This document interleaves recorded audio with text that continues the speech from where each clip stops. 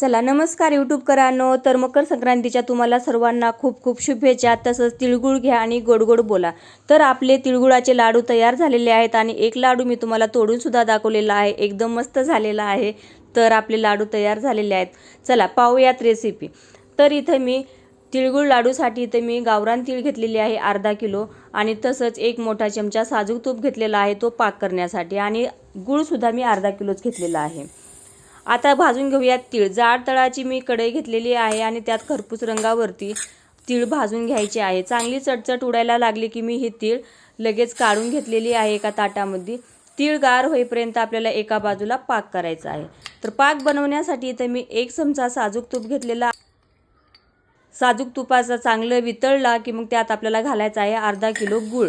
अर्धा किलो गूळ चांगला तुपात परतून घ्यायचा आणि त्यानंतर 3 ते 4 चमचे आपल्याला पाण्याचा वापर करायचा आहे।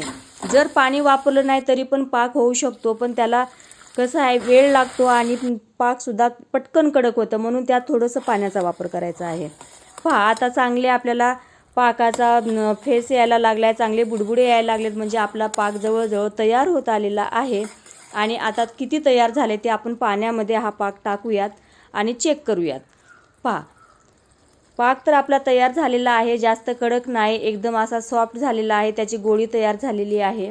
इतकी कडक पण नाही झालेली आहे, कारण जास्त कडक जर आपण गोळी केली तर मग तो आपल्याला लाडू कडक लागेल, म्हणून थोडंसं सॉफ्ट ठेवायचं।